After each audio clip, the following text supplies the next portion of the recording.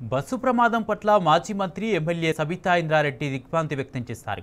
ప్రమాద బాధితులను కుటుంబ సభ్యులను పరామర్శించి ధైర్యం చెప్పారు. క్షతగాత్రులకు మెరుగైన వైద్యం అందివ్వడంతో పాటు మృతుల కుటుంబాలను ప్రభుత్వం ఆదుకోవాలని డిమాండ్ చేశారు. కాంగ్రెస్ ప్రభుత్వం అధికారంలోకి వచ్చి 2 ఏళ్లైనా రోడ్డు విస్తరణ పనులు చేపట్టకపోవడంతోనే ఈ ప్రమాదం జరిగిందన్నారు. ప్రభుత్వం మొద్దు నిద్ర వీడి వెంటనే పనులు చేపట్టాలన్నారు సబితా ఇంద్రారెడ్డి. గతంలో స్టేట్ హైవే ఉంటే దాన్ని నేషనల్ హైవే చేశాను. నేషనల్ హైవే తర్వాత బీఆర్ఎస్ గవర్నమెంట్ వచ్చిన తర్వాత అమౌంట్ అలాట్ చేశారు. దానికి టెండర్ ప్రాసెస్ కంప్లీట్ చేశారు. వర్క్ స్టార్ట్ చేద్దాం అనుకున్నప్పుడు ల్యాండ్ అక్విజిషన్ అవసరం ఉండే. ల్యాండ్ అక్విజిషన్ కూడా కంప్లీట్ అయిపోయింది. వర్క్ స్టార్ట్ చేద్దాం అనుకున్న టైంలో గవర్నమెంట్ చేంజ్ కావడం జరిగింది. ఎలక్షన్ అయిపోయి కూడా 2 years అవుతుందండి.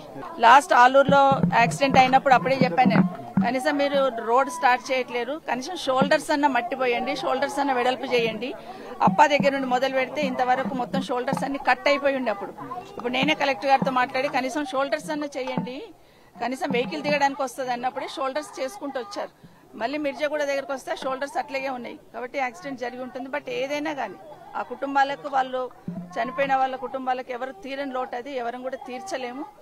ఇప్పుడు రాజకీయాలకు తావులేదు. ఇమీడియట్ కంప్లీట్ చేయాలి, వాళ్ళ కుటుంబాలను ఆదుకోవాలని ప్రభుత్వాన్ని